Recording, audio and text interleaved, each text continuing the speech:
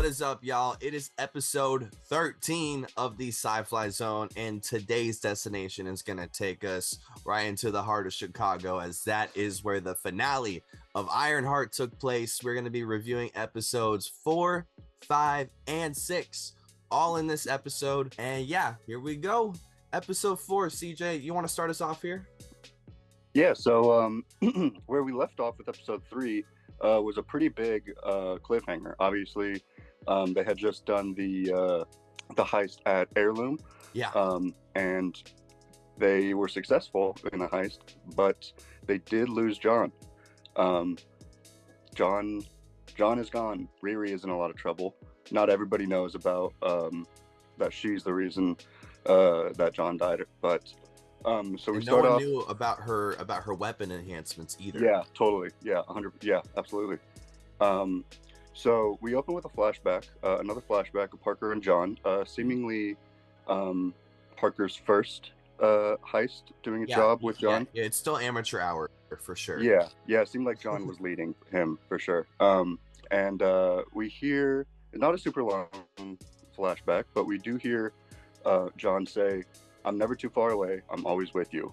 That's, I believe, the second time he said that in a flashback. Mm-hmm. There's been a couple flashbacks of this moment. And it seems like that quote is just stuck in Parker's head. He can't get his mind off that.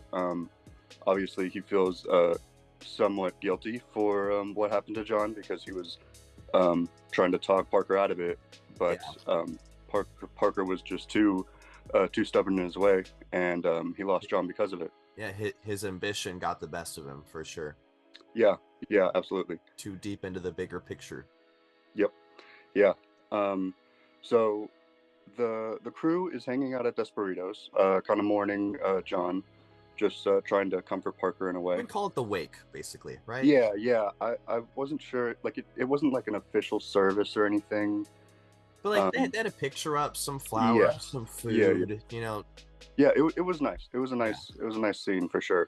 You could tell I think this was a moment that we saw, like, oh, these people like really care about each other, you know, like they're not just coworkers or criminals. Yeah, for sure.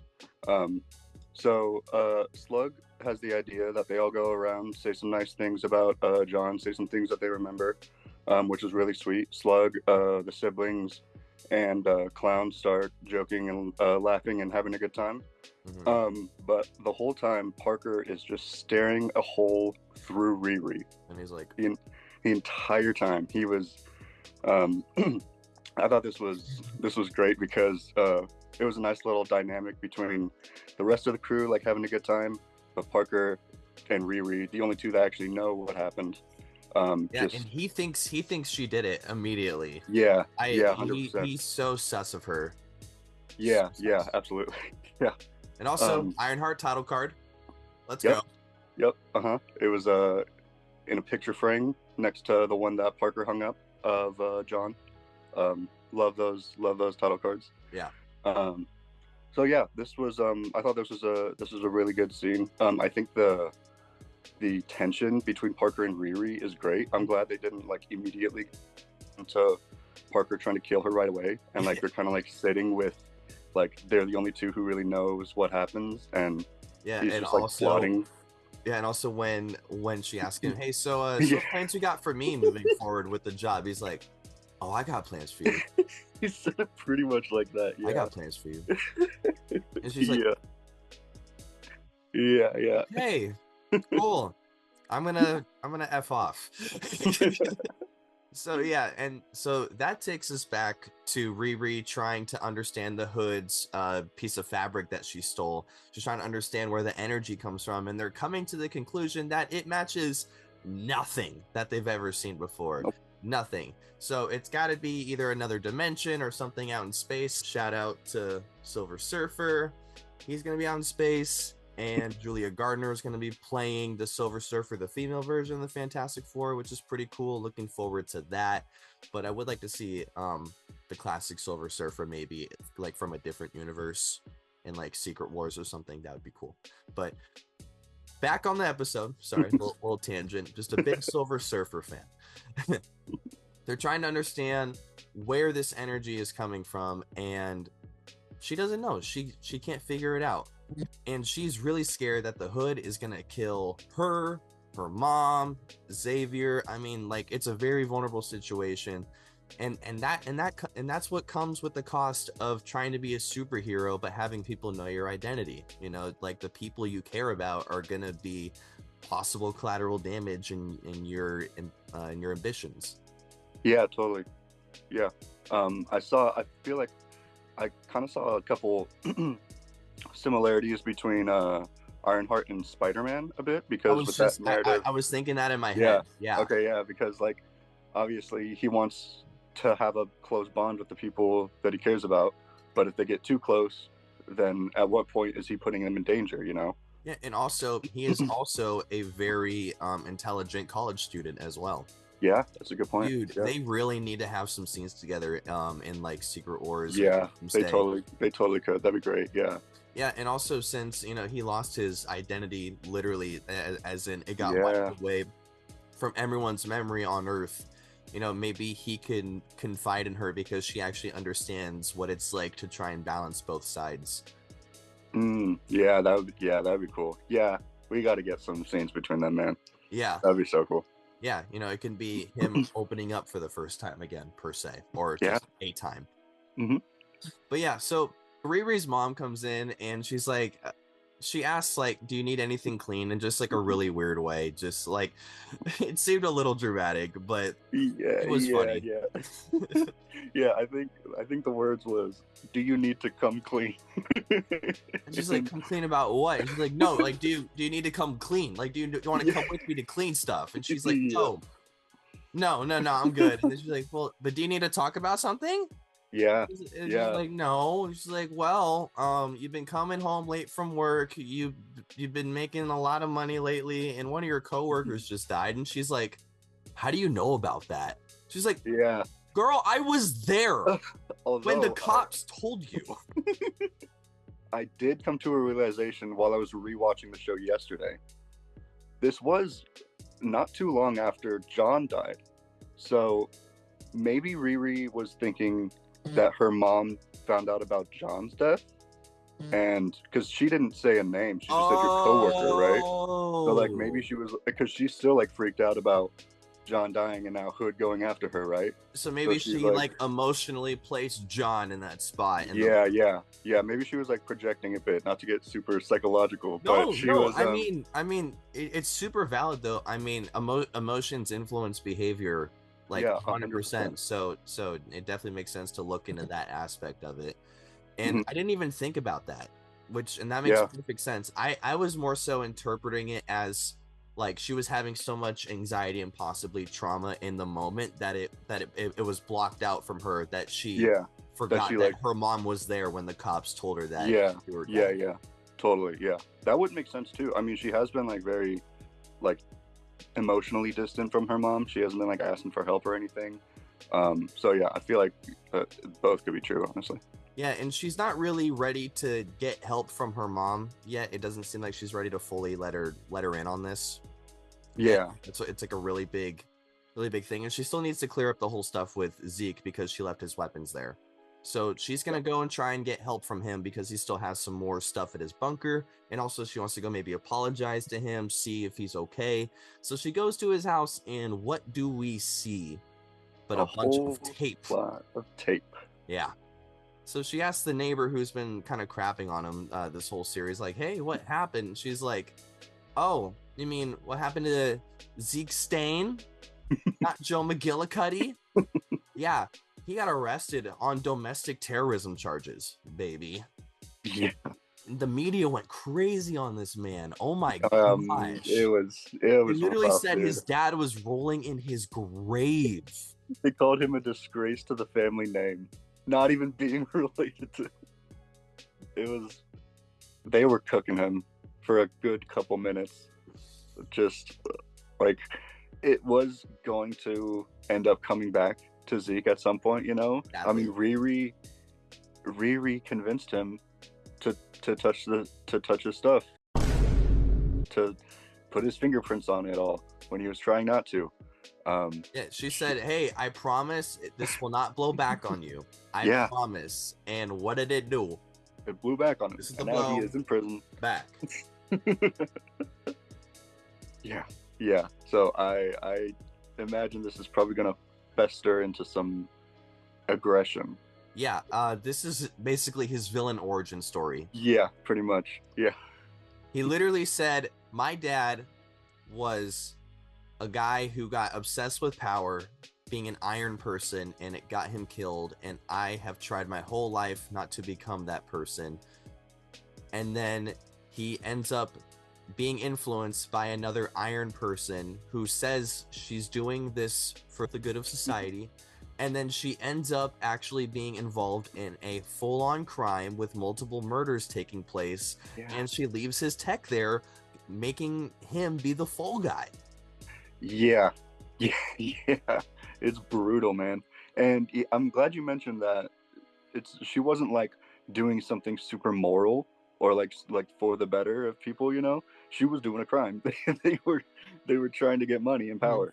But and I mean, technically, like while she was an accessory to the crime, she was really there with the intention of just getting the hood fragment. the hood, yeah, that's true. So like she wasn't, I mean, she was involved before, but like like the job before, they didn't necessarily say they were gonna kill people. She didn't know that. Yeah. All she did was just get the system down. Right. But yeah, man, it's she definitely like needs to know that, like, even though she isn't committing a crime herself, being like being around people in the same building who are committing a crime and using that as a distraction to do your own things, like, that's still being an accessory. Yeah, 100%. Yeah. And especially if she's not doing anything to stop the crime happening either. Right. Yeah. Yeah, she's definitely a morally gray character right now. Yeah, it's consistent with her character throughout the show. I feel like the whole show, I feel like she's been like, she's done some things to like get money for her suit, and like I know, like at the end of it, like it's all like she does have a good purpose for like using the suit, and I think I remember her saying that she wants to like help people with it, but the way that the means of that she's going by it is and also not like moral. And at what point is like she gonna like finally be at the point where like, okay, I'm finally gonna feel like I can help people instead of continuing to do like morally gray stuff to get to that point? Like, where is like, she needs to like set a boundary for where that point is and get there and be like, this is when I'm done. Yeah. Because she, and we'll see this later on in the series as we go, I mean, she continuously pushes that line further and further, you know? Yeah, 100%. So Riri visits Zeke in jail, and she's way too buddy with him in this scene. Like, she's like, my bad. Oops, did I do that? And he's like, you are a horrible person. You are selfish, you are manipulative, and you only care about yourself, and you will put anyone like down beneath you if it means saving yourself. Yeah. And then he just walks away. Yeah, he says, all right, I'm good. I'm down to go back. Yeah, he can freaking act. The guy that plays dude, he's able to pull off so many different emotions, and like so like believably as well. Yeah, 100%. Yeah, I think he was great in this scene. Like his facial expressions, like it wasn't anything like super, like he wasn't doing like Joker style facial impressions. It wasn't anything like that, but the intensity of which he was like looking at her, and like you can tell like his eyes were like completely open. Like it was like he started off this scene like, you know, like almost like manic in frustration because he couldn't even believe that she was in front of him. But then after she started like giving her spiel, you know, it just turned into pure frustration. Yeah. And then, you know, by the end of it, he was just obviously so emotionally drained from pumping all of that frustration out that he just wanted to leave and go away. Yeah. This was a great scene. He was awesome in this. 100%. So Riri goes back to the crew at the headquarters, and she's trying to see like what's going on, because Hood said he has plans. He did not specify, so she doesn't know for sure if like stuff has gone full crap yet. So she's talking to Clown, and Clown's like, "Oh, thank God we got a new tech specialist for the big job." And she's like, What was that? "New tech specialist." I recall when I became the new tech specialist, Rampage died. So if someone becomes a new tech specialist for me, what does that leave me? Yeah. Not good. Not good. Not good. Not good. So she's freaking out. And not only that, the Hood knows about her going to Zeke for the weapons enhancements, and he's disappointed because like, I wish you would have just came to me. Yeah, I'd be having some magic and stuff. I can do some stuff too. He can do a lot of stuff. Yeah. So he's mad because she went behind his back and he fires her formally. Yeah. But lets her walk away. Just says, just get out of here. Yeah. But that's not where it's gonna end up. It's gonna expand and evolve later on in the series. Yeah. They're gonna interact again, and it's gonna be. I thought this was another great scene of like building the tension between Parker and Riri. Still with nobody else knowing how John died, just between Parker and Riri, and like Clown being completely oblivious, just like, oh yeah, we got another tech specialist, and like Slug coming in and giving him like some like coordinates or like code or something, and like seemingly like Parker is just pulling the strings behind everybody's back the whole time, and like he has this master plan. And nobody suspects that he killed Rampage either. Yeah, totally. Which I thought is kind of crazy. I mean, he is really good at talking people down, so I get it, but still. It's true, yeah. He is very persuasive with his words. They've been doing a good job showing that. Mm-hmm. So yeah, she gets fired and she leaves, and she realizes she needs to work on her suit, and she needs to work on it now, because who knows what the Hood is planning. She's worried. She doesn't want to die. She doesn't want her mom to die. She doesn't want Xavier to die. So she's like, look at this wristwatch that I made y'all.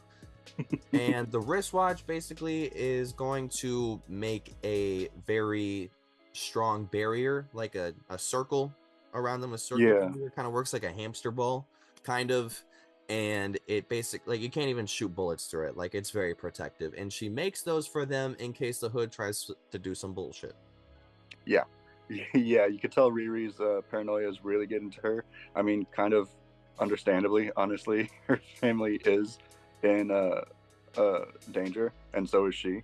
So yeah, I can't really blame her for taking it this far, although maybe it would have been nice to tell them what the watch does instead of letting them find out by themselves. Yeah, because like, I would have never, like when I saw that that's what it did for the first time, I was like, that was not on my parlay. Yeah, not at all. Yeah, I thought it was going to be like a tracker or like their location or something like that, but not really what it was at all. I think there was actually I think it was a similar like force field to what she sold to one of the students at MIT. That's a great callback, actually. Yeah, no, it was when they were showing the different homework assignments that she plagiarized. Yeah. Or not plagiarized, but she did for other people. Yeah. Still illegal. Yeah. But either way. Yeah, no, that's a great callback. Yeah, thank you. Yeah. So Riri wants to go give Xavier his watch after she gives her mom the watch, and Natalie's like, can I come see my brother? And she's like, dude, he's not your brother. You are code. You are AI. I understand that you are the most complex AI ever created, but you need to get that through your AI code.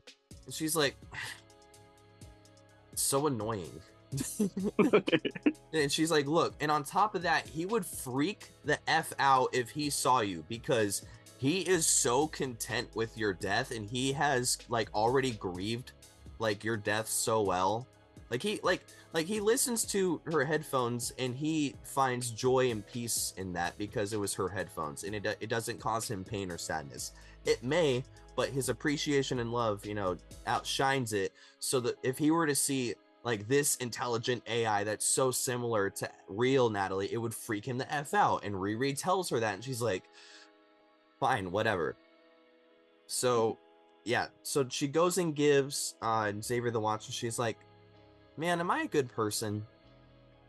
After everything that's been going on, she's like, am I a good person? I need to know, what do you think? And he's like, look, honestly, good or bad, those are just labels. It all depends on who's labeling you. And also, with all the other amazing things that you are, is good really something that you even need to worry about being?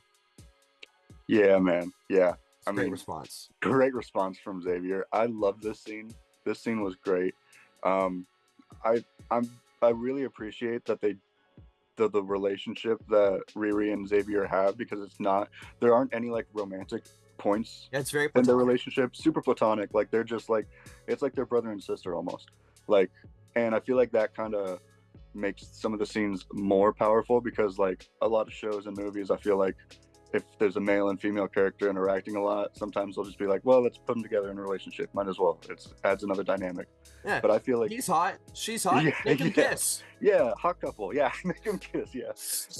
But yeah, I feel like the fact that they don't have that romantic relationship does make some of the scenes more impactful, Yeah, 100%. I mean, like, I feel like a great example of that forced romance, Kylo Ren and Rey. Yeah. yeah, 100%. That, when they kissed, I was like, yeah, you're very different Disney people working on this show. Yeah. It seems like. Yeah. But yeah, there were like a few moments in this scene where it seemed like it could have gone romantic, like maybe based off like, I mean, it was like a slower scene. The music in the back was a little slower. Like they were talking at a lower tone, like it could have been. And he's complimenting her. Yeah, 100%. But he's complimenting her character, not her like physicality, Yeah, which I mean could still be romantic in a sense, but like he's really just trying to let you know just like how I think you are as a person, and she's asking for labels and he's giving labels. But he's giving labels that should mean way more to her than just good and bad, which is great. Yeah, 100%. Yeah, this is a great scene. Love Xavier. I totally agree. Great scene between Xavier and Riri. I'm really glad that they're friends, and he's definitely a good person for her to have in her life, because she doesn't open up to many people, and she definitely feels open with him, which is great. Considering that they kind of have a trauma bond as well. Yeah. With the loss of Natalie. Yeah, definitely. Yeah. But yeah, so Riri goes back home to continue working on her suit, and Natalie's like, girl, you need to sleep. No, we haven't even seen you sleep this whole series. Yeah. Come on. I'm glad someone said it. So she's like, fine, I'll just go to bed for maybe 30 minutes. So she sleeps, and then she wakes up freaking out, and she looks at the cameras, and there's nothing there, obviously. So then she just goes back to bed in her suit. In the suit, yeah, I noticed that. She is so paranoid, man. Yeah, I mean, she must have put in like a little head pillow or some cushion. I hope so. Something. That looks uncomfortable, man. So Riri's mom is watching X-Files, which. Nice. Yes, sir. Shout out to Mulder and Scully. Love X-Files. But yeah, she's watching X-Files. You guys are watching the show?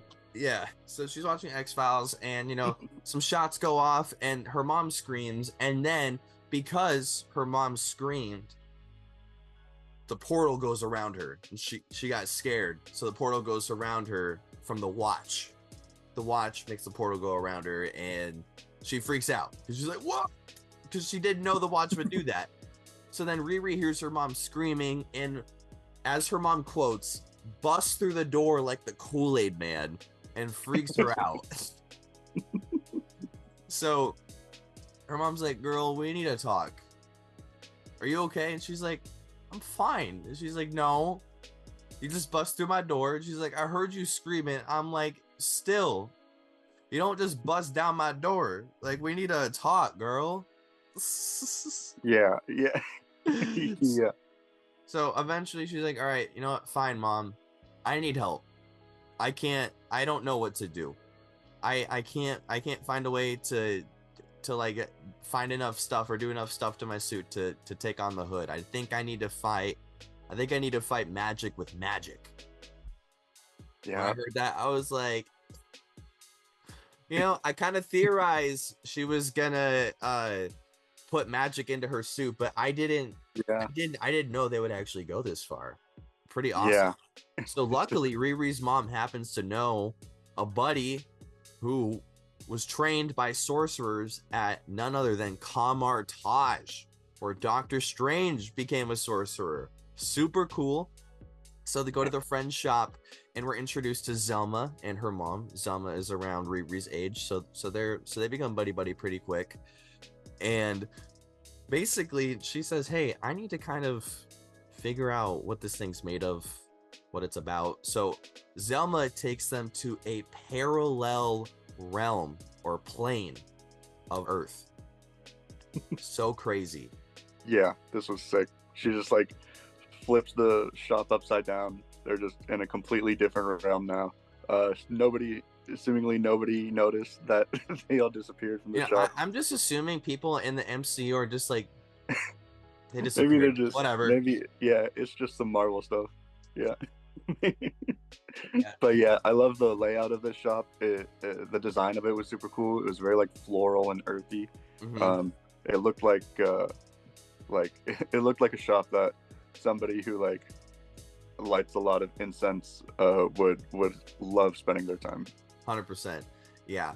So, and I think it's smart that they're studying the hood fabric in another reality to just kind of like be extra safe in case anything were to happen. At least that's why I think they did it. But anyway, they study the hood fragment and they confirm that it does indeed come from another reality. So they start reading some tea leaves to get some like real details about like the true origin of this thing. And they're like, where the frick did you get this thing? And then Riri finally spills the beans and says, I might have got it from a guy wearing a red hood that is actively corrupting him. And she's like, oh no, we're out of here. Get out. Get this thing out of here. Destroy it. People say there's no such thing as bad tech, just bad people who use tech. But there is definitely a thing such as bad magic. And this is bad magic. Get it out. Destroy it. No, we're done. Get out.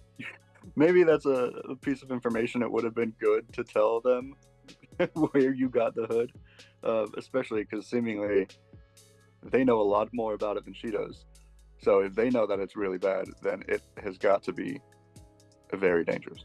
Super dangerous. Yeah, no, her mom was just like immediately like, no, we're done. Yeah, she's pissed. So Riri's mom is like, yo, I took you to the shop to like get some pointers for some magic, not for you to sneak in a piece of dark realm insane magic behind my back and put my friend in that position. Like, what are you getting yourself into? And Riri's like, Mom, chill, I'm fine. And she's like, no, you're not fine. Stuff's been going down. People have been dying near you. And she's like, okay, you know what? I don't have time for this. And she just leaves her mom in the dust. Yeah, crazy. With the hood fragment. Yeah. She's just, I mean, kind of a crazy cheat code to get out of a conversation, just flying away when your mom's trying to talk to you. Yeah. So, at the same time, the Hood is up to more devious crimes. He breaks into a prison facility, and not just any prison facility, the one holding Ezekiel Stain. Yeah. This was a great scene too. I love Hood's entrance, just seemingly opening the door, invisible, and just walking in. Yeah. Zeke asked him if he's his lawyer at first, which I thought was funny. Yeah, you know, like he ain't Daredevil, bro. I know he's wearing a little red, but Yeah. Daredevil ain't got all that. That'd be pretty cool. That'd be pretty cool lawyer dress up. Um, but this was another scene of just another great performance by Anthony Ramos. I thought Parker Hood's presence in this scene was super powerful, and he's visiting a man who's very down on his luck, and he's giving him a chance to change his life. You know, he told him like, Zeke told him like, my life is pretty much over. I can't even go back to my name. And Hood's like, sounds pretty exciting, huh? Yeah, let's New go. life. Sounds pretty good.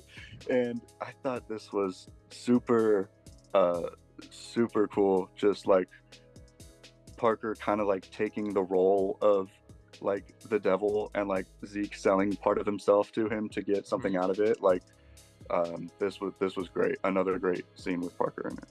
Yeah, you know, he finally saw someone he has more power than, and he wanted to manipulate them for his own agenda. Yeah, he saw obviously Ezekiel is a very intelligent guy, but he's very in a very vulnerable position right now and needs someone's help. Yep. So this is a great time for Parker to swoop in. Yep. So he offers Zeke a job, but he says, think on it. I'll be back at sundown. If you want to do it, you'll know what to do. So while this is happening, Riri is flying back to Zeke, because remember, she flew away from her mom. She is flying to Zeke's bunker to see if he has any sort of materials or any sort of items that she can use to destroy the hood fragment, so that she can try to destroy the hood entirely, because she knows he's too dangerous to be left alive. For those who know. So yeah, she lands at the bunker, and key under the mat, very easy. Just let's get in there. And she spends hours working on stuff, and she cannot figure it out. And this gives her a lot of anxiety, because she thinks, everything's doomed, all hope is lost, and she's getting an anxiety attack while she's flying in the air, and demands Natalie to take her down and get her out of the suit. So she's tripping for a little bit, screaming, freaking out, just being really upset about the whole situation on the ground. And then Natalie thinks, oh, I know what to do. She flies away with the suit and grabs Xavier without even asking Riri in the first place. She just makes a judgment call. And she pulls up to Xavier's house and opens up the suit and says, get in. And he's like, nah. And then somehow she just makes him get in anyway, basically abducting him and bringing him to Riri to try and have him help calm Riri down. And Riri again doesn't know that Natalie did this. So then when she sees him, he's like, you why would you do that? How did you do that? Yeah. But he's screaming that at the suit. He's screaming at the suit, saying like I can't believe you abducted me. Don't ever do that again. But eventually he sees Riri all upset, and he goes to immediate consolation mode. He's like, what's wrong? You okay? And then he gives her props, saying like, I don't know how you did that remote suit thing. And she's like, what remote suit thing? And then Natalie does the one thing that Riri said she shouldn't do, and she's like, I did it. Yeah. She reveals herself entirely. And Xavier, he looks as if he obviously saw a ghost. Yeah. And not just any ghost, the ghost of his dead sister. Yeah. So then he's like, what the hell is that? And he puts his fingers through the shoulder of her, because she's just an AI projection. Like, she's a projection. So it phases through her, and he's like, that is horrifying. You can't just use Natalie as one of your tech toys, Riri. I thought if anyone knew me, you would. And if you think I'm okay with this, then you don't know me at all. And that hurts to hear coming from Xavier. And Natalie has the audacity to be upset, which I find infuriating, because this whole time, like, I get it. You're the most complex AI ever, but you've been told time and time again, you are code. You need to behave in the way that you were designed to be made, which I guess, is just a flaw in Riri's design for her. I mean, she didn't even know how Natalie has still come to creation in the first place, but still, like, come on, bro, like, just get a grip. Yeah, man. I don't know what Natalie was thinking here. Riri's been telling her, like, you cannot let people know, you cannot let people see you, especially Xavier. I mean, her mom saw her on accident and she was freaking out about that. I don't know why Natalie thought this was going to be a good idea. Xavier seemed crushed, like super hurt. The actor that played him did a great job in this scene, and in general, he was great throughout the show. Yeah. But this was a side of Xavier we didn't really see. It was like a mix of like grief and anger, like directed at Natalie and Riri. Betrayal. Yeah, betrayal. Like, I mean, yeah, this was. He slammed the watch down that she gave him right in front of her and said, "Yeah, F your watch, bro. I'm out." Yeah, he is done right now. And then Natalie leaves She just flies with off the suit. She doesn't even just like disappear her projection. She leaves with the suit. Yeah, just ditching them both in a junkyard in the middle of the night. Yeah, given everything.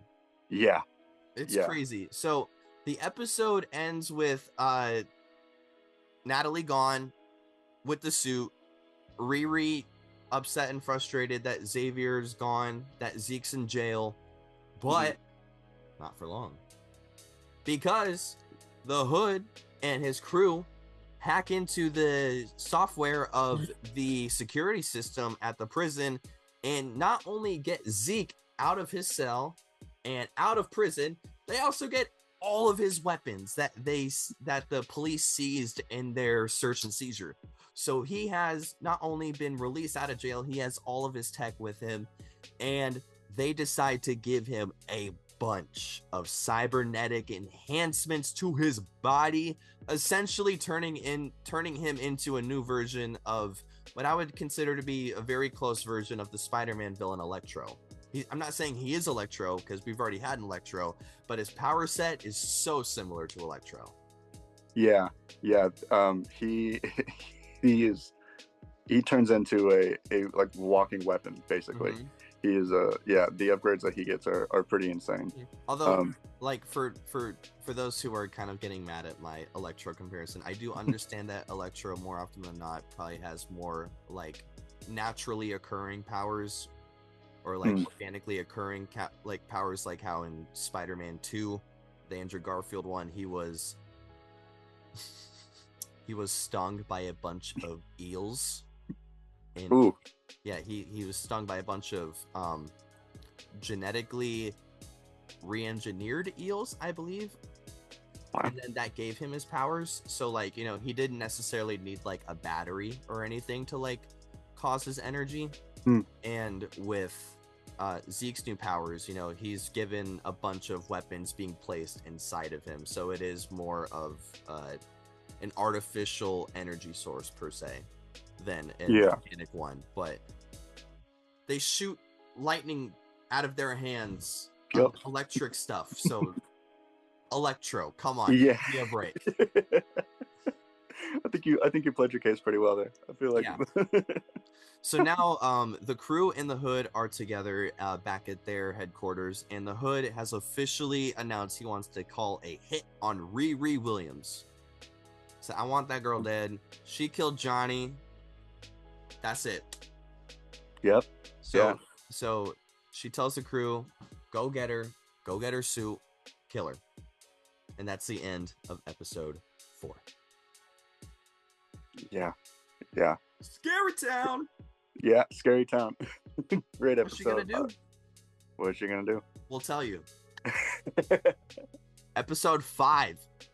This takes us right back to where Natalie ends up from where she left. Basically, she left last episode, flying off upset, and we find her sitting on some sort of building watching old memories of her and Riri, trying to, it seemed like she was trying to find some sort of sense of identity, you know, like trying to differentiate herself from real Natalie and herself, because they were showing the memory of old Natalie, and then she was like comparing her facial features to Natalie's facial features, you know? Yeah.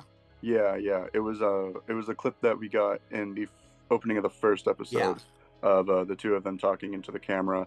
And yeah, it's a side by side of the real Natalie and Riri's AI Natalie, like side by side, and she's like looking at each like facial feature of her. She's like comparing her smile, and like you can tell like it's not the same person.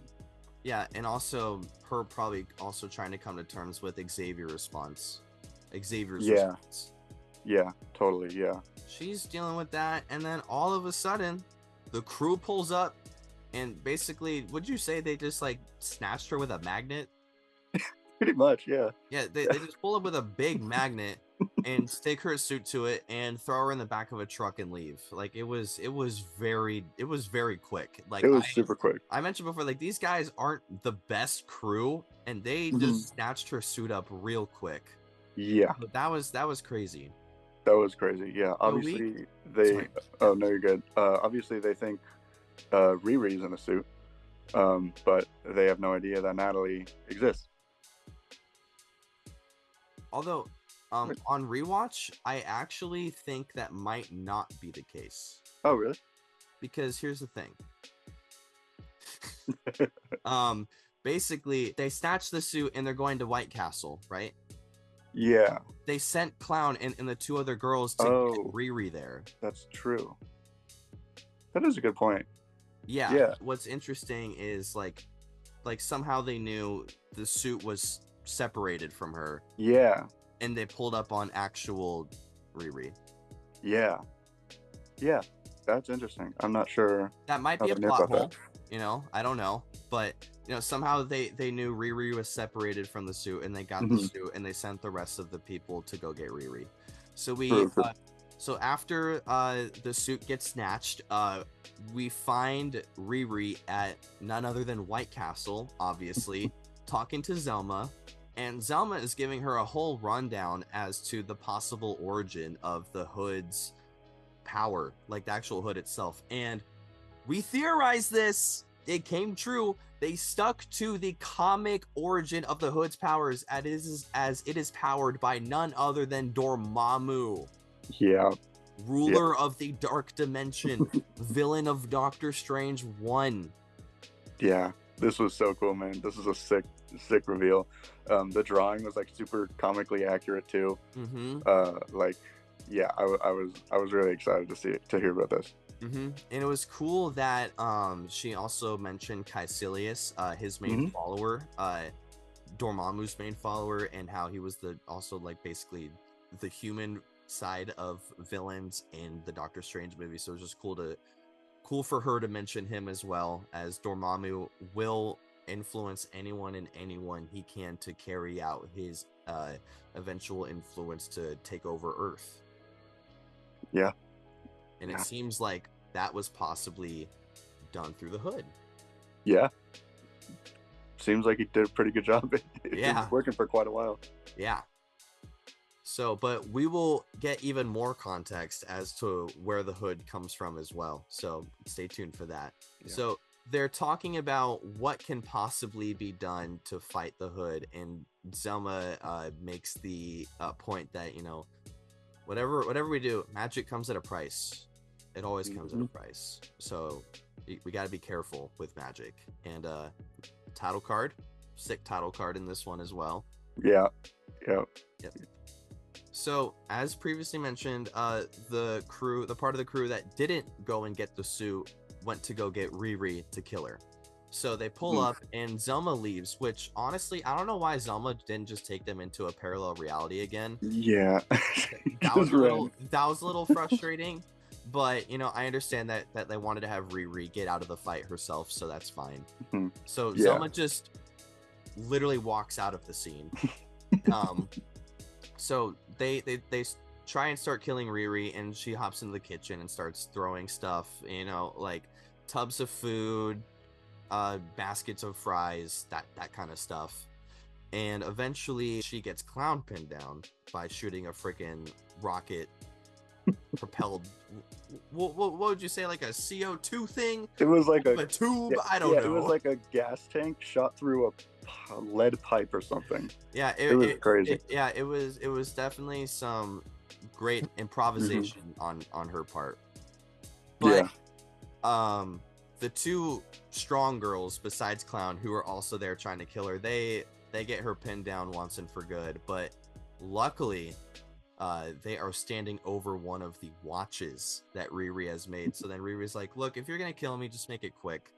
So they go and shoot her, but the barrier pops up because it notices that Riri's in danger, and the barrier pops up, stopping the bullet, saving her. So she runs out of the building trying to escape, and Slug is pulling up, trying to run her over with the frickin' van, which I think is insane.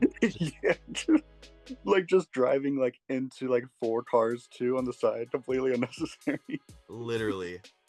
And also, I do want to mention, because this does come into play later, during Clown's fight with Riri, I forgot to mention this, she monologues that she also wasn't a huge fan of the Hood, but they were getting along, and they could have kept that going, but Riri had to go and mess it up.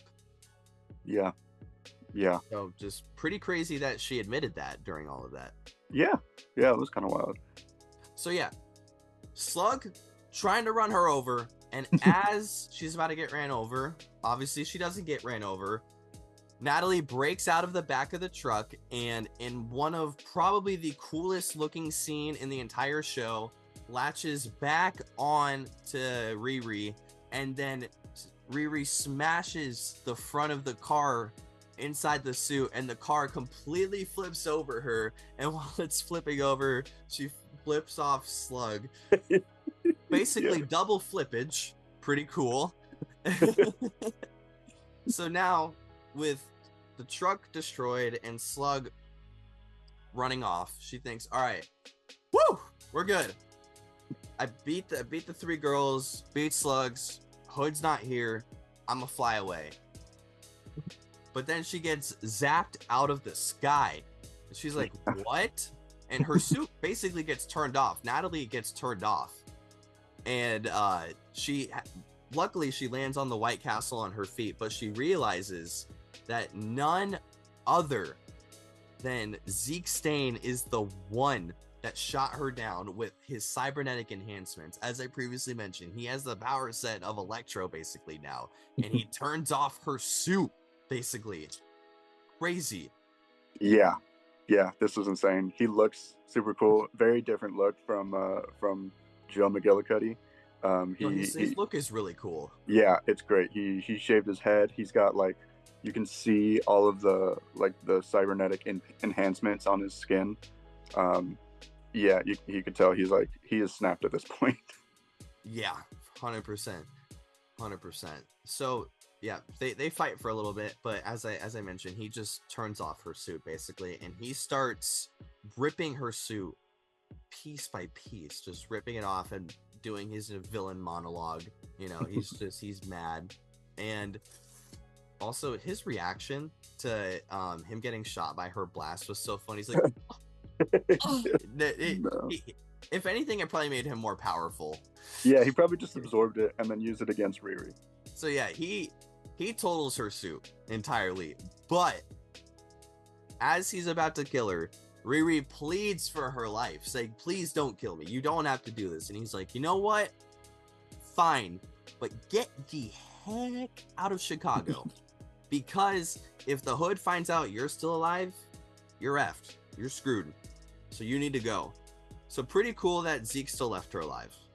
Yeah, it was a nice gesture by him, and he definitely didn't need to do it, but he did it. Yeah, it was nice. I was kind of surprised by it. I know I just said a couple minutes ago that Zeke snapped, but maybe he didn't yet. Maybe there's still some good in him. And I mean, he totally could have killed her if he wanted to. He easily handled her, just turned off her suit immediately. Yeah, easily could have taken her out if he wanted. Yeah, just ripping her, just like ripping the shoulder pad off. He ripped her helmet off too, which is going to be important. Yeah, that was going to be his evidence. Yep, yeah, because Hood specifically said when he told them that she killed John, he said, "I want her head," and so technically, he's got the helmet. He's got the evidence. Imagine he shows up empty-handed and he's like, "So no head?"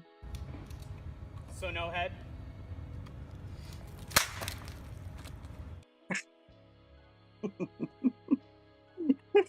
then he crushes a skateboard. Yeah. So yeah, they go back and they show the Hood the helmet. And Zeke said, "Job's done, baby." And Hood's like, "So how'd you kill her?" And he's like, "I killed her. That's what happened. She died, and I killed her. Boom, dead." And he's not happy. He's not happy with that response at all. No. He says it lacks drama. A story that lacks drama lacks believability. Mm-hmm. He said this super menacingly. He yet again another great presence from Parker. He's clearly like the big dog of the group. Yeah. Yeah. So he starts getting really sus, and he asks Clown like, "Hey, is this the truth? Did he kill her?" And she's like, "No. At least it's not the whole truth." So thank God for Clown, because she adds in the right details, twists the story the right way, saying, "Hey, here's what happened. He destroyed her suit so bad and buried her in a bunch of rubble, and all that was left was the helmet. She's dead. She's gone." So not only did she save Zeke in this situation, she also saved Riri in this situation, because now not only is Zeke not going to be, at least in the moment, held liable for not killing Riri, Riri is also believed to be dead, which gives her more time to rebound from this whole thing. Yeah, Clown coming in absolutely clutch, saving everybody's ass basically, which was interesting because Clown saw Riri run away after Zeke destroyed the suit, because she couldn't fly it obviously, so she had to just run down the street, and Clown watched her run away. So she knew that Riri wasn't dead, and yet she was the one that stood up and helped Zeke out with it. So yeah, I thought that was a good way to. I mean, Clown's a very loyal person. I know that like Parker has issues with like people's loyalty. Obviously, John was the most loyal, but Clown is generally pretty loyal to everybody that's in their group. Mm-hmm. Yeah, although, over time, she was feeling pretty, I know I've said it a few times this episode, sus about the Hood. I mean, remember, she did break into the vault and take his, and she's been trying, she said she's been trying to pick the lock for a while. Yeah. So, she, like, while she is loyal, her curiosity can definitely get the best of her as well. Yeah, 100%. Yeah, totally. So Riri goes home after her suit getting totaled, and immediately says to her mom, "Look, I really need help. And I'm not gonna go behind your back. Like, I need your ideas," which is really nice to see, because her mom's been wanting to connect with her this whole series, and Riri hasn't been feeling connected to her mom this whole series. So it's finally nice for both of them to like equally meet forces in what they want. Yeah, totally. Riri's been very closed off for the first half of the series, and it feels like in the second half we're getting like a totally different side of her. I feel like she's like starting to like actually accept the situation that she's in, and understanding like what she has to do, and she knows that she can't do it alone. So she asks her mom for help, which must have been great for her mom to hear. She's been been begging to Riri to let her help the whole time.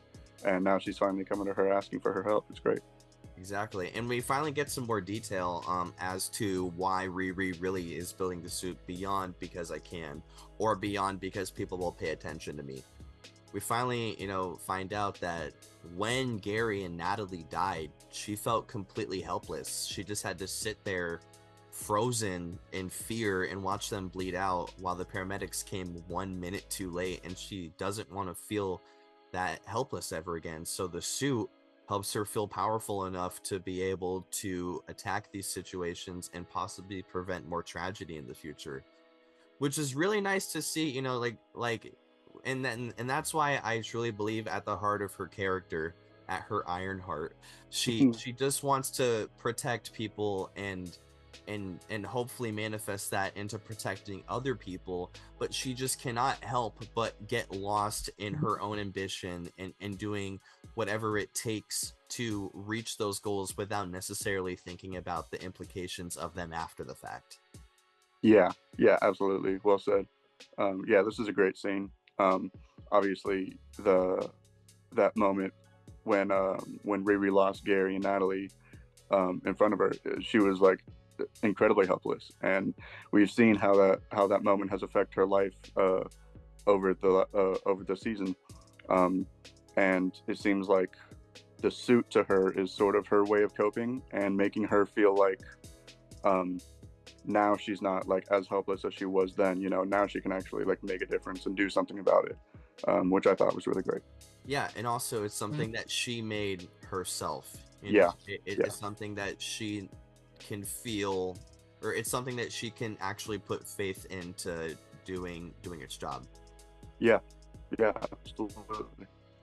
So her mom's response to Riri asking for help is taking her back to Gary's shop, which I thought was pretty cool. So they show up at the shop, and Riri's like, "Can you show me the thing?" And then her mom's like, "This is the thing."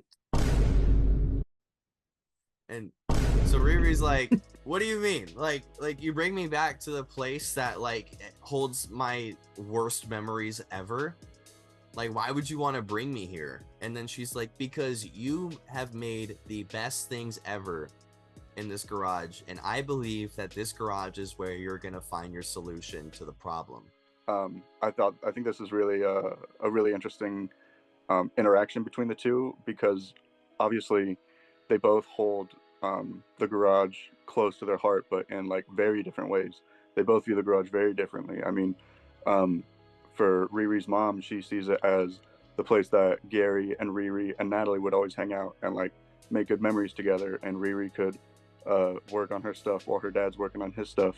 But Riri sees it as she can only see it as the place where she lost Gary and like Natalie. A trauma chamber for her. Yeah, absolutely. Yeah, which totally makes sense. I mean, if with an extremely traumatic event like that, if somebody goes back to that place where that trauma happened and they're not like fully like or like adequately healed from it, it's totally going to be like triggering to somebody with PTSD. And I honestly, I can't really blame Riri for being upset being there, but I do think it was good for her mom to take her there. Yeah, and also we saw earlier in the season as well, when Riri went there previously, it resulted in Natalie's AI freaking out and also Riri getting a panic attack. So it definitely shows that there's a lot of emotional weight held within the walls of that place. 100%, yeah. But her mom asks Riri, "Hey, do you remember this little wrench thing?" She's like, "Nah, I don't really remember that." And then Natalie's like, "Nah, you do." And plays this beautiful memory of Riri, young Riri, and Gary dancing inside the shop to a very nice soul song. And it was just a very good scene, because it accomplished so many things. It not only like established just why Riri and her mom held Gary in such regard, because you know he's a very loving and endearing person, and just like manifests joy and love out of him, you know, and you can definitely tell like he provided a safe space for Riri. And not only that, but it also taught Riri that in the trauma and sadness of losing Gary, it also inadvertently made her forget a bunch of memories that she could have remembered very fondly, including this memory. And Natalie helped Riri realize that, you know, she doesn't have to try and push away the sadness, because that can result in her losing the good too. Yeah, absolutely. Well said. This scene was incredible. I love this scene, man. It was so emotional. And Riri was pretty abrasive to it at first. She turned off the projection at first, and Natalie had to convince her to turn it back on. Mm-hmm. The exact quote, I have it written down here. It was so Natalie told Riri, when you try to forget all the memories that make you sad, you wind up forgetting the ones worth remembering. Yeah. Which I thought was a super powerful line. Yeah. A very clear cut way of what I was trying to say. Yeah. I heard you rephrasing it in your own words. You were spot on with it. Yeah. But yeah, dude, this scene was great. Gary seems like a great guy. Mm-hmm. You can totally see why Riri and her mom holds him in such high regards, and why he meant so much to them. And I thought this was a great scene for Riri and her mom too, because they were both looking at this from different perspectives. I feel like Riri's mom was seeing, for the first time, Gary, because we remember in the first couple episodes when Riri's mom finds Natalie, she asks Riri to make one of Gary, but she's just not capable of doing that. So in this moment, Riri's mom's able to find closure in getting to see Gary again, and getting to see this great moment between him and her daughter. And Riri finally confronting the trauma that she has faced in this exact room, and getting her own closure. Yeah, absolutely. And replacing a negative memory. The feelings are never going to go away completely, but sort of thinking of a more positive memory instead. This scene was so good, man. Yeah, and I want to quote Vision here from WandaVision. What is grief if not love persevering? Yeah, true. Yeah, that's a great line too. Yeah. So after the memory is done playing, and she helps Riri remember that memory of Gary and the wrench, she apologizes for how she spoke to the AI Natalie in the past, calling her a mistake, not liking her, and she says, you're a glitch, but you're my glitch. Yeah, I like that. That was cute. That was a cute line. And at the same time, she's still trying to be like, okay, that was great, but what the hell am I gonna do about the hood? Yeah, I don't want to die. And her mom's like, yo, remember the whip that you sold to get money for the suit? I bought it back, baby. And she's gonna make her brand new suit out of that sick ass muscle car, bro. So cool, man. A screenshot of it right here, the car. It's so cool. Awesome, dude. I love this. I was so excited when she got the car back. This is a car that Gary gave to Riri too. She tried to keep it as long as she could, but she ended up selling it for the parts. So the fact that she's getting it back and able to use it for a new suit, it's so cool, dude. 100%. So Riri is currently working on the suit now in the garage, and also the little kid who was helping drag her stuff around also comes back. I love Landon. him. He's great. Hell yeah. Yeah, his name's Landon. Yep. Yeah, I'm glad he was the one who was landing the role. It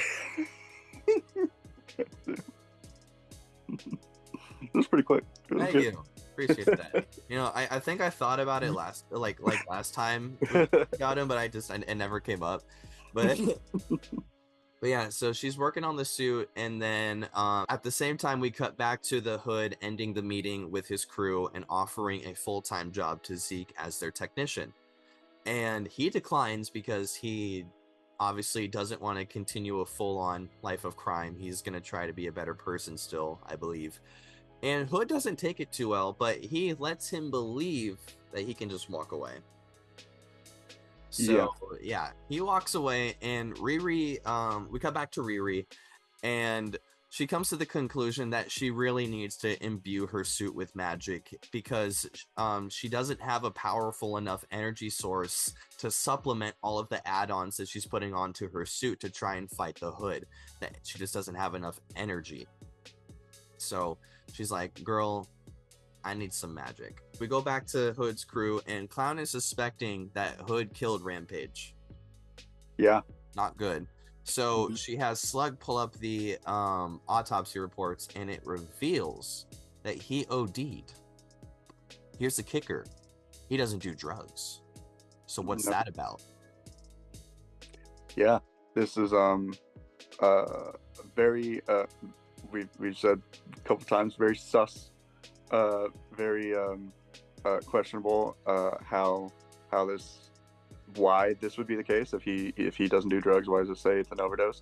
And she confronts Hood with it. She lays the autopsy on the table and asks him, did you kill Stu? He's like, watch your tone, girl. Yeah. Be careful. You were nothing when I found you. I made you something.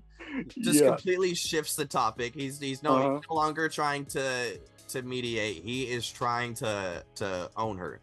Yeah, 100%. She asked him, did you kill our friend? And he said, don't you remember when you had nothing and I saved you and you wouldn't be anything without me? Just king gaslight. Yeah. He gaslights any girl bosses, and he's great at it. Yep. So eventually a fight ensues, and he kicks everyone out of the group, fires everybody. He is now a one-man crew. Which, I mean, let's be honest, he didn't really need anyone else anyway. I think he was just lonely. Yeah, that's a good point. Yeah, I feel like he kind of sent the crew to do a lot of the dirty work for him, where he was like meeting with like the just CEOs. Have them all be fall guys. Yeah, pretty much. Yeah, but I don't imagine he's going to be missing much. I feel like he can kind of do everything that they were doing, maybe better. So yeah. So we cut back to Riri still working on the suit, and shout out to Riri's mom wearing a White Sox jersey. Pretty sick. Yep. A lot of White Sox references. But we see Xavier listening to music with the old headphones that Natalie wore, and he is realizing that the headphones just are not really working that well. So he tries on the headphones that Riri gave him as a present before they had their falling out, and inside the box of headphones is a little poem that she wrote for him, and that little poem ends up winning him over, and he meets her back at the garage, and the way he walks in and just says, hello, black people. It's so funny. Yeah, I love it. Yeah, that seems like his thing. He said that earlier in, I think, the first episode too, and I liked it. He just always brings like such a warm, positive energy to every room he's in. Yeah, 100%. Yeah, he definitely does. So he talks to Riri and says like, hey, I'm not a fan of the Natalie AI. I don't agree with it, but at the same time, I can understand how much she means to you, and in the fact that her meaning this much to you manifested into this AI. I can try to understand that. So it's really nice of him to be so compromising despite his apprehensiveness to do so. Yeah, this was nice. He's very, very understanding in this scene, and I like that he didn't completely go back on how he felt about the AI. Like, I'm glad that he's not like just totally on board with it now, because it is still weird for him. He is still adjusting to it. Yeah. And it is going to be tough for him, but he can see that how much it means to Riri, so he's willing to deal with it. 100%. And so it cuts to Zeke grabbing the rest of his stuff out of his house, and the neighbor who's been mean to him the whole time, it's like, hey, you're not allowed to do that. You're a bad person. And he's like, you know what? I'm sick of your crap. F you. You know what? Oh, what if I just stuffed your flowers? How would you like that? And he goes to zap them, but his powers don't work. And simultaneously, the Hood pulls up. He's like, huh? That's strange, right? Your powers aren't working? Oh, yeah. I can control you, baby. Not just your powers, but your free will. You are my bodyguard, my slave, and my puppet. You were going to do whatever I say, whatever I want you to do, when I want you to do it, how I want you to do it. So they pull up to the same mansion that they flash back to at the beginning of episode 4. And Zeke takes out a bunch of guys under the Hood's influence. And the Hood's getup in this scene is super cool, by the way. I just want to point that out. Oh yeah, yeah. He was awesome in this scene. Mm-hmm. Got a full tux on under the hood. Yeah. So he gets into his dad's mansion and basically he says, "Hey, I know you have like a lot of money, and last time, you know, I just wanted to steal your safe, but I don't want the safe anymore. I want everything. I want your companies. I want the mansion. I want all of it. I am so gluttonous. It's not even funny. I want everything." And his dad's like, no. But then he goes invisible and pops up behind him and points a gun at him and says, "Yeah, you're gonna sign the contract. I don't think you want to die over this." So he's like, fine. And I just think it's crazy that Riri and Hood both have daddy issues, because his dad during all this straight up told him like, "Yo, I put you out of the house when you were 12 because I didn't want you." And and he even said it's nothing personal. And that's crazy too, because the Hood also said to other people it's nothing personal multiple times in the show, and that was influenced by his dad for him to say it the same way that Riri's stepdad influenced her to say because I can or could. Yeah, absolutely. I thought that was a really great addition, seeing how the Hood and Riri both are affected by their dads. Riri's stepdad, but obviously it seems like he was the father figure in her life. For sure. There's these two characters have a lot more similarities, I feel like, than I originally thought they would. Yeah, especially with them having like super big differences in their power sets and their origins. I mean, the Hood comes from money, he uses magic, and he does crimes. And Riri comes from nothing, uses tech, and wasn't doing crimes initially, but ended up doing crimes. Yeah, totally. Characters you wouldn't really think have that much in common, but there's a lot of parallels between both of them. Mm-hmm. It's crazy. So and the Hood has already done this to so many other people as well, just like pulling up on them and saying, "Sign the contract or I'll shoot you." yeah, pretty much. And it seems like with every contract he gets more and more corrupted by the Hood, which is crazy. And after he got his dad's signature, the same thing happened. He got more corrupted, and it seemed like it pained him a little more too. Yeah. The scars are getting up to his face now. It's like on his neck and the side of his cheek. Yeah. And his dad actually notices it while he's talking to Parker. He says, "What's that on your face? What'd you do to yourself?" Kind of like going into dad mode a little bit. And Parker's like kind of thrown back by it a little bit. He's like, you could see like he seemed a little insecure by it, sort of like starting to realize like what's really happening to him, and he knows the price he has to pay because he's been dealing with it for a long time, but now that like other people, like, he can't really hide it anymore, Definitely not. 100%. So his dad signs the contract, and we cut back to Riri, and she is finally done making her new suit. And I'll put a screenshot of it here. It looks so cool.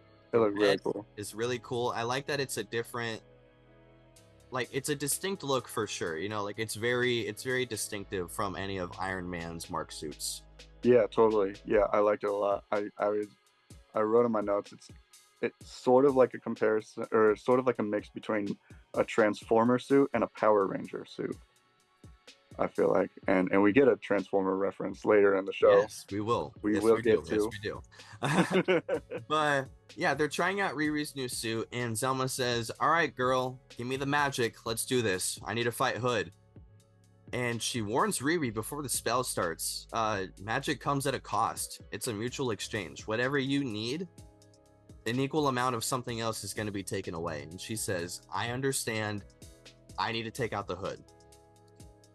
What she doesn't expect is that the amount of magic gained is too much for her suit core to handle the magic and the AI Natalie at the same time. So in order for the magic to be imbued with the suit, the AI Natalie gets deleted. Yeah, man, this was, and that's how the episode ends, with and AI it's over Natalie like being that. deleted. Yeah, it feels like Riri always ends the episodes in some sort of trouble. Like this was tough, man. I mean, Riri was warned several times. This wasn't the only time that Zelma said, like, magic comes with a cost, you know. Yep. But Riri just absolutely could not have expected that it was going to be at the cost of Natalie. And it was almost like like the way that Riri was reacting to it was almost as if Natalie was like dying again. Like, yeah, it was. I mean, and Natalie's last words were "I love you." Yeah, man. Yeah, I mean, it was in the garage too. She's like, as her hologram, she's been wearing the same clothes as that night the whole time. Like, this was, Riri had just gotten some closure with some trauma, and this is not helping her at all. Nope. Yeah. So that takes us into episode 6. Episode 6. No music Season in the intro. finale. Yeah. We open back up to the same flashback in episode 4 of them doing the original heist on Hood's dad's mansion. But we pick up in a different spot than we did last time. We pick up after John and Parker split up, and we find Parker running down in a tunnel alleyway sort of thing, and in the shadows we see a mysterious figure. He says, "You look like you're in trouble. Let me help you. Walk into this pizza shop for me." And he says, you know, like, fine, you know, I'm being chased by the cops. What am I gonna do? So Parker goes into the pizza shop, and this figure, this being, it looks like just a normal guy, but he made a pizza shop pop up out of nowhere and help Parker escape. So Parker's like, "Look, what do you want? Like, clearly you got something going on here." And he's like, I noticed your talents, and I noticed that you need some help, and I could give you the tools that you need to get help." And he's like, "What's the catch?" It's like, nothing you're gonna miss. I can give you the tools that you need to become filthy, stupid rich, because I know that's what you want. Will you shake my hand to do this deal with me? And Parker does. And that's how he gets the hood. He gets it from this mysterious figure, and this mysterious figure ends up being none other than Mephisto. Mephisto, baby. Yup. We were right. The devil of the MCU. Officially so cool, confirmed. So cool, dude. Super cool. I love how both of our predictions for the show came true, even though they were different. Yeah. You were expecting Dormammu. We got Dormammu. I thought it was Mephisto. We got Mephisto. It's, I mean, the best of both underworlds, you know? That was good. Thank you. Yeah, I mean, he is so cool. I think the casting was great. Sacha Baron Cohen, right? Borat. Yeah, Borat. So funny, dude. He plays the character in such a different way, obviously. Yeah, like totally. he comes off as like so in control and chill, but like still like capable of doing something like very dangerous. Yeah, absolutely. Super, like, I mean, we've been talking about how cool of a presence Parker has been. He arguably wouldn't have that presence without Mephisto. No, like Mephisto is like the true embodiment of what Parker's trying to be. Yeah, absolutely. Yeah, totally. 100%. Yeah, that's very true. Yeah, man. So Mephisto, I mean, he goes to walk out the door, and he leaves the hood there, and Parker goes, "Hey, you forgot your hood." And he goes, "Oh, that's yours. No, you can keep that. Have fun." Yeah, he like froze a family in the back because Parker was distracted from the conversation. So he leaves and like snaps his fingers, and the family goes back to talking. It's like he is very powerful and extremely powerful. Yeah, absolutely. And it happened in the pizza shop that he the portal where he just made a portal out of the wall in the tunnel out of nowhere was at Desperitos, which is where the pizza shop that he has his headquarters. Yep, yeah, that's where the Hood and his crew have been hanging out, and that's where a lot of the show honestly takes place there. Yeah, it's pretty cool. Yeah, there's no direct translation for the word desperito, but it's really close to the word desperado, which translates to desperate in Italian. So which makes sense. I feel like that was probably not by accident, unless it was just somebody's name. Only desperate people make deals with the devil. Yeah, 100%. Yeah, absolutely. So yeah, now that we are given that context as to how the Hood got his powers in the first place and the Hood itself, we come back to the Hood sitting at the dinner table after his dad has signed the contract over, giving him full rights over everything, basically making the Hood basically a king, but a king lonely at the top. And on the table, just the gluttony. The amount of food that's on the table. Yeah. Wait, like you're not gonna finish that in a week, bro. It's just him and Zeke, and he's forcing Zeke to eat just to not feel alone, basically. And Zeke's like, dude, I don't really have much of an appetite when I'm being forced against my will. That's just me. Yeah, dude. Yeah. I love the transition from the last scene into this one. I think it was a cool visual seeing the first time that Parker puts on the Hood and he's standing in Desperitos looking in the mirror grinning at himself, and then it immediately cuts to him just hunched over in a chair sulking, still wearing the Hood. You can see the scars on his face. That was a great comparison, like where he was when he got it and then what it's done to him. And like where it's taken him in his life. Like, and his dad told him, like, when he had a gun pointed at him, like, you can have millions of dollars, you can have the mansion, you can have the companies, it's not going to be enough. And Hood seemingly just trying to use food to make it seem enough. Yep, and we're gonna see later that it really is not enough. But yeah, also title card. Let's go. Yep. Yeah. So we cut back to Parker seemingly back at HQ, a second floor at Desperitos, and he's tattooing himself now since John is dead, and he is trying to cover up the scars that the Hood is leaving on him. And after that, we cut back to Riri, and she's still trying to figure out Natalie, but eventually just realizes, I'm probably just gonna have to do this fight without her, unfortunately. But she is at least thankful, and she gives thanks to everyone around her that's helped her. Her mom, Landon, Xavier, everyone that's helped her out get to this point. She thanks them, and she rides off with her enhancements to go fight the Hood.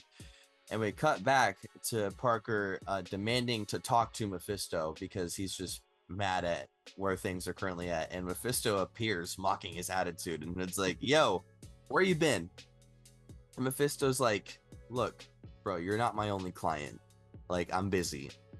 Who do you think is also doing deals with Mephisto, CJ? Dude, I don't know. I would love to find out. I think it could maybe be Ghost Rider. I think could be great. I think there were some rumors about him being in Doomsday or Secret Wars. Mm-hmm. So I think we could maybe dive more into that, Mephisto and Ghost Rider. But I'm not totally sure who else it could be. Hood is telling Mephisto that, bro, you lied to me. You need to come through with your half of the deal.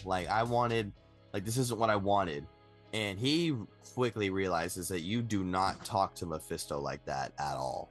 Yeah. He's like, no, Parker, I stuck to our end of the agreement. I stuck to every word. I gave you the tools that you need, including this Hood, which you seemingly are not very grateful of, to get all of the money that you wanted. And you said you wanted to be disgusting rich, and you are currently disgusting rich. I have done my part of the deal. And it's just so hilarious. The man who already made a deal with the devil to become almost as rich as possible asks him for more. Can you give me more? It just feels so empty. And Mephisto's like, you having a laugh, mate? Like, are you serious? Like, you want more? Why would I give you more when this is all you can do with what I've already given you? Yeah.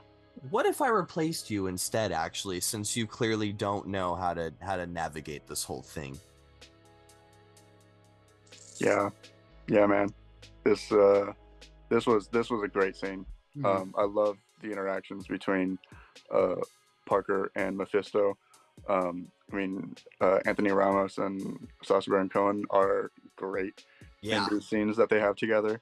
And yeah, like as much as Parker has felt like a really threatening presence for the whole show, anytime he's in a room with Mephisto, he is always like secondhand.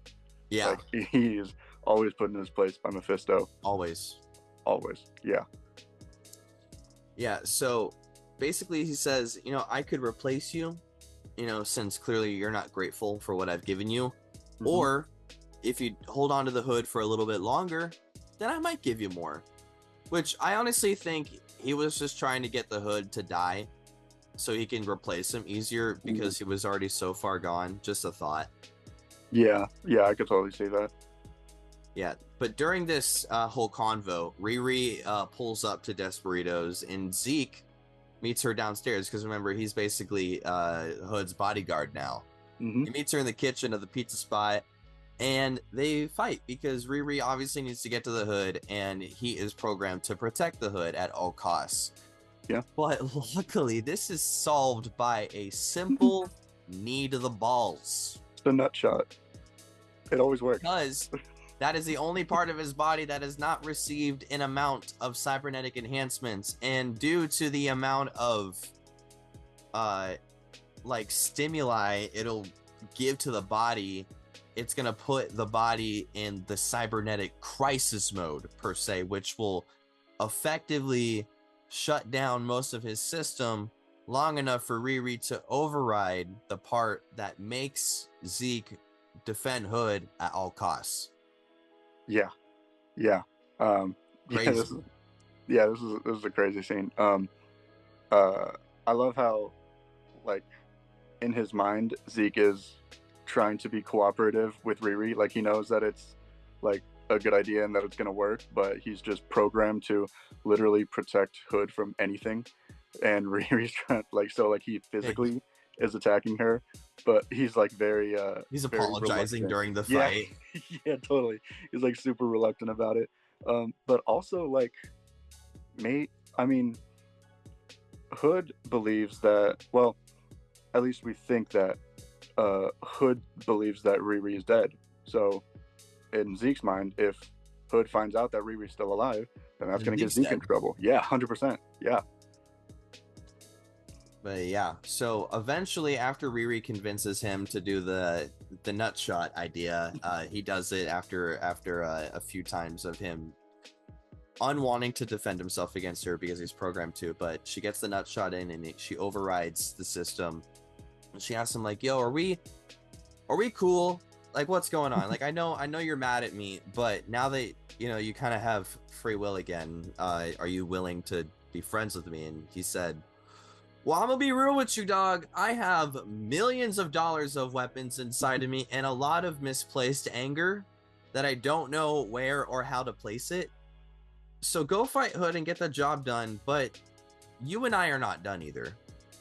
Just remember that. And that's the last we see of Zeke, which hinting at more fights or conflict between them two in the future, which I'm very excited for. Maybe he's going to show up in that rumored Armor Wars show that's coming out. Oh yeah, that would be cool. Yeah, also rumored to get Ultron in that as well. Oh yeah, that's right. Yeah, I'd love for Zeke to show up more in the future, and I imagine he will. Yeah. He's been great in the show. Yeah, and it's either Armor Wars or Vision Quest that Ultron is rumored to pull up in, but I could see it either way. Yeah, totally. So she finally pulls up to the Hood, and Hood's like, oh shoot, you're alive. Riri, what are But you doing here? yeah, but he's like, but I don't even know like what you're trying to do here because like you're not a hero. You're just like me. You're a criminal. And she doesn't reply, which means she doesn't deny. Yeah, yeah. No. So, but she's way more than just that. So I understand why she's not gonna like give into that rage bait per se. So the hood, it goes invisible to try and start the fight, but then she uses the magic that she was imbued with before the fight to nullify his phasing abilities, which makes him really mad. And that officially starts off the fight. So they start flying around the apartment, break in, shooting shit, and the hood is starting to turn Parker into a literal demon, like looking like Morbius a bit. And he's breathing like a werewolf. He's like, it's crazy. Yeah, man. He's looking pretty insane at this point. His teeth are sharpening. He's got like claws now. He's like, I mean, he's flying, right? Yeah. He's flying around. Yeah. He is fully committed to this hood at this point. Yeah, the hood is basically taking full control over him at this point. Yeah. Absolutely. So he starts destroying the suit, and this part was a little confusing to me, but it's okay. So as a last ditch effort to save herself, she detonates an explosive, and at some point during the explosion, a very believable projection is given out of her suit being completely destroyed and Riri being outside of the suit, vulnerable, not being able to defend herself. And Parker falls for it and ends up shooting Riri. But since it was just a projection, Riri ends up pulling up behind him in the suit, only minorly damaged, and then breaks the guns out of his hands and rips the hood clean off of him, causing him to seemingly burn and have immense pain be afflicted upon losing the hood, as if it was like a consequence for losing his power. Yeah. It was he was like, I mean, he was like laying on the ground like in agony. It was almost like, I mean, he was saying things like, I need it, like I have to have, you don't know what it's like without it. It almost sounded like he was talking about like an addiction in some way, which I feel like it could be like a metaphor for, kind of, because I mean, like, him having the hood on is hurting him very badly, but it's also giving him power. Yeah, totally. And when he doesn't have the hood, he's so far deep into it that when he doesn't have the hood, it also hurts him because he's so used to having the hood. Yeah, because it's the only thing that soothes it for him. So yeah, I thought that was a really interesting wording. I was also confused about this scene though, with Riri's suit and everything, and the hologram and the projection. Yeah. She says, she activates the emergency protocol, and then seemingly the suit seemingly blows up, and then it's just her left like on the ground because her suit exploded, and she thought that would kill the hood, but it didn't kill the hood. So he's like, I won, you're gonna die now. But it was all a projection the whole time after the detonation. Yeah. So I'm wondering if it was maybe like, I think the detonation only partially damaged her suit, but the projection made it seem like the suit was completely totaled, and Riri was just left out there without being able to fend for herself. 100%. Yeah, I think that's the most logical explanation for it, because I was confused the first time seeing it because I saw the suit blow up, and then but that was part of the projection. Yeah. So it was a smaller explosion than I thought. She starts the hologram right after the explosion. She just has really advanced tech, bro. It's crazy. Yeah.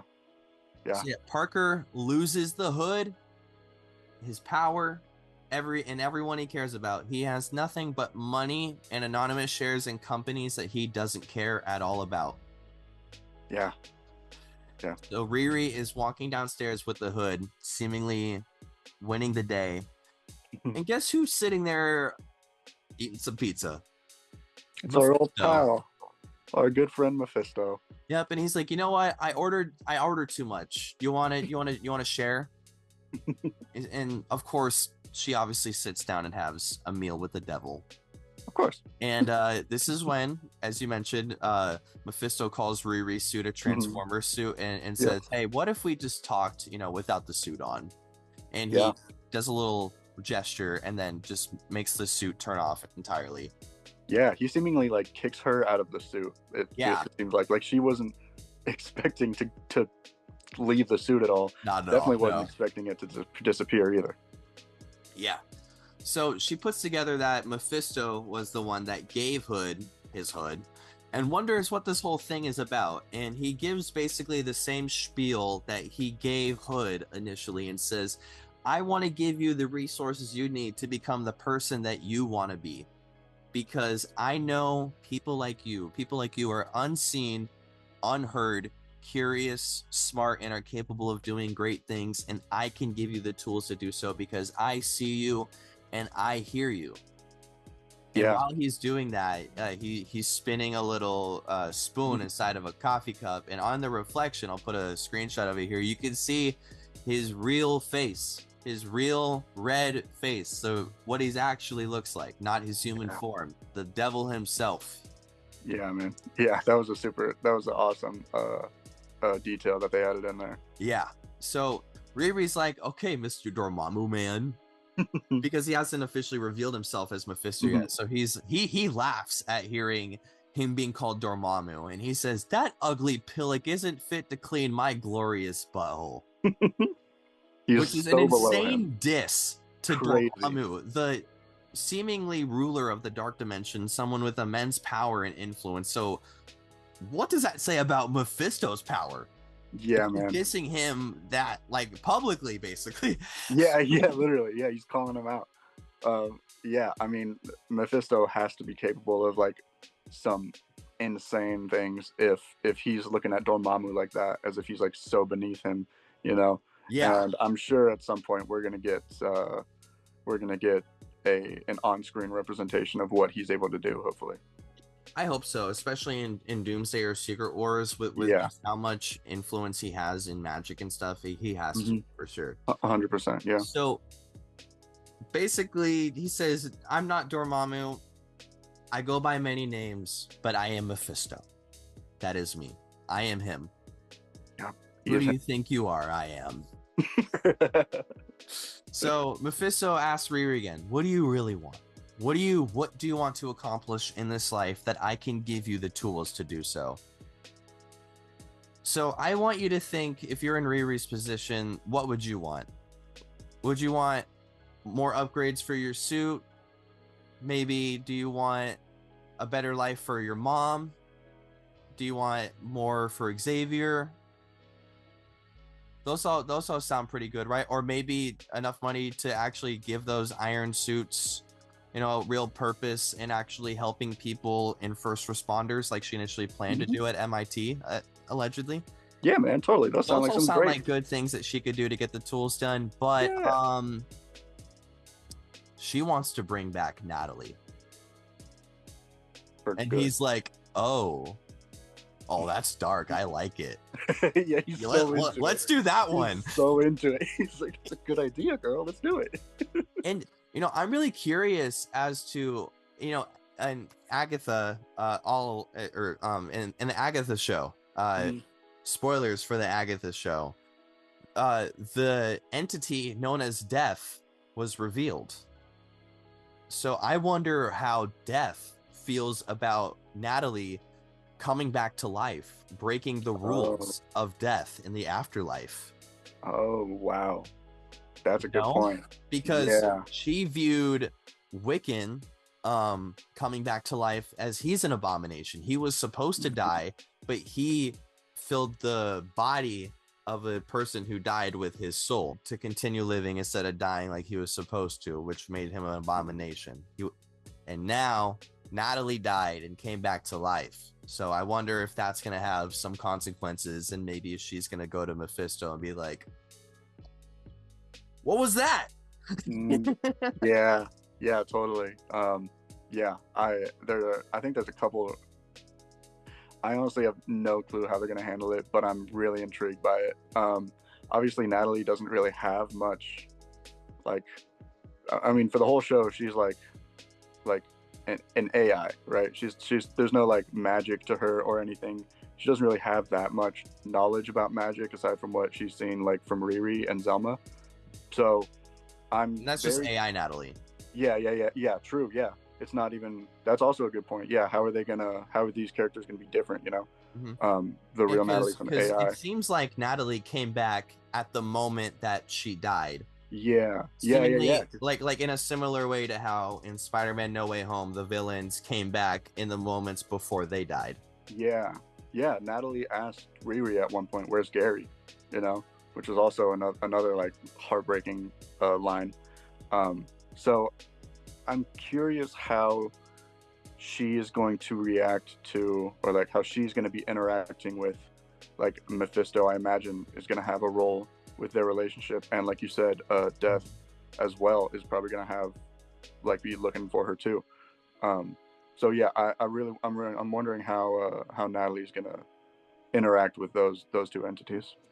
Yeah, 100%. I mean, and if she's even gonna find out that like that's how she came back to life in the Yeah. first place. True. And also, Yeah. like, what is Riri gonna tell everyone else? Because like I don't understand like how she, like, Xavier, like we talked about this after we watched it. Xavier was pissed at AI Natalie.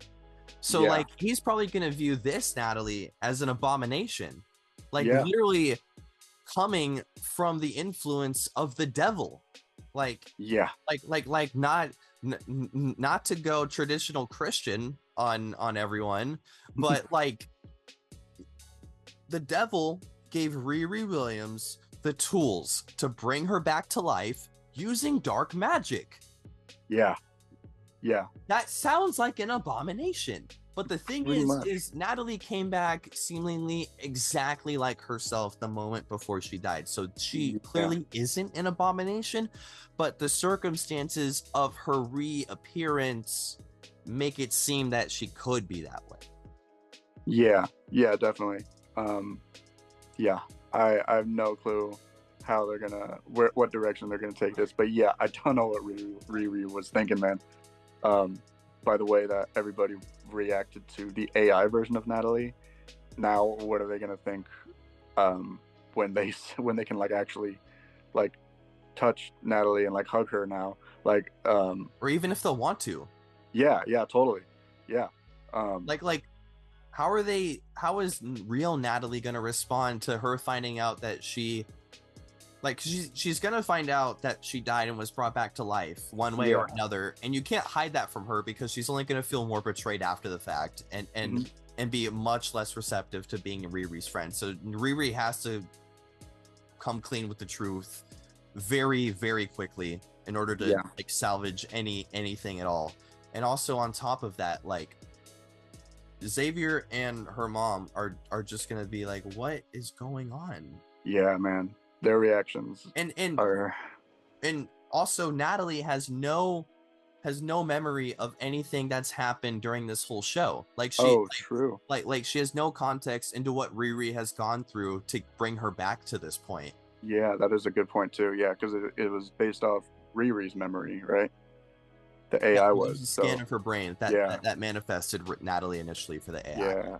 So, yeah, man. I mean, I'm honestly really intrigued of what they're gonna do. This was crazy ending to the show. Not at all where I thought it was gonna go. The last episode of the show, but like in particularly, like the last 25 minutes of the show was like escalated so much. Like we went in some directions that I was not expecting, but I loved it. Yeah, and I wonder what the consequences of Riri on Riri of this are going to be in the future, because like obviously we saw Parker becoming slowly physically corrupted over time, doing his deals for the devil, and now that Riri has seemingly gotten the tools to accomplish the one thing that she wanted to do, where do we go from here? Yeah, man. Yeah, I don't know, bro. Did she still have the hood? Did she give the hood to Mephisto? because she took it from Parker, but what did she do after that? You know, they didn't actually confirm where the hood went. I'm just gonna assume that Mephisto is just gonna put it back in his closet. Yeah, probably, yeah. Because I'm wondering if he said that he can replace Parker, and he has other people he's working with. I wonder if he is gonna get replaced, if we're gonna see that hood go to someone else, or if we're just gonna get introduced to some new Mephisto clients. Or Parker may come back. Yeah, because in the post-credit scene, he walks into none other than Zelma's magic shop, and he's like, "Hey, girl, I need some magic." And she's like, "Okay, I can spin these beans around for you." And he's like, "No, no, no. I need that real magic. I need that. I need that magic." And she's like, "Okay, I got you." And she has no idea that he's the hood. Yeah. Not a clue. Not a clue. So Hood is seemingly going to get access back to magic and maybe become a worthy enough client for Mephisto to give him back the hood without all of the baggage that comes with it. Okay, yeah, I could see that happening. Yeah. I hope they do a second season of this show, dude. Either a second season. They should. Yeah. I mean, you told me like they want to put out more like seasons of shows that they're doing, right? Like they want to do like multiple seasons of shows. So I mean, I think this would be a great one to have a season 2. Yeah, 100%. I would love to see a season 2 and hopefully get some more characters introduced. Yeah, and make it 8 episodes. Yeah, not 6. Yeah, 100%. I would love it. Yeah. I would love 8 or 10 episodes. Yeah, totally. All right, so yeah, that has been the Ironheart review. This has probably been our longest episode. So if you stuck through, we appreciate it. A lot happened this series, so there was a lot to go over, but we enjoyed it so much. Few plot holes here and there, but overall it was a very, very compelling story. A lot of characters handling their trauma and their sadness and their pain and their guilt in different ways, healing it, making it worse, and just teaching us a lot of lessons that we can apply in our own lives for sure. Yeah, absolutely. Very well said. So yeah, next episode, we will continue on talking on the craziness that is happening in Major League Baseball. What else would you say? The Yankees are in second. The Blue Jays took over. Yeah. So next episode, we will be talking about the craziness of Major League Baseball, such as the Yankees are now in second place. The wild card is just all over the place. American League and National League. We're going to be talking about the rest of the official Home Run Derby official guys casted in as well. I'm going to keep calling it casted. Because I think it's fun. But yeah, we'll be talking about more baseball stuff next episode. Thank you guys for watching. This has been the Sci-Fly Zone, where the multiverse meets the 7th inning stretch. And we hope you have a great day. Later.